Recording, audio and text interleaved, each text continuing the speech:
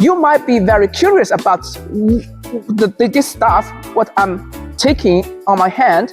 So this is a very useful connectors. So these connectors are used for the connection with the battery's positive and negative side.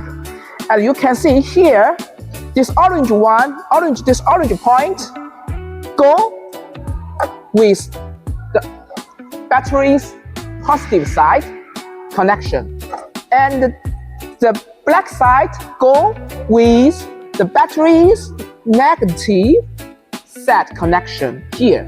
So in this way, we can connect the packs with packs without difficulty.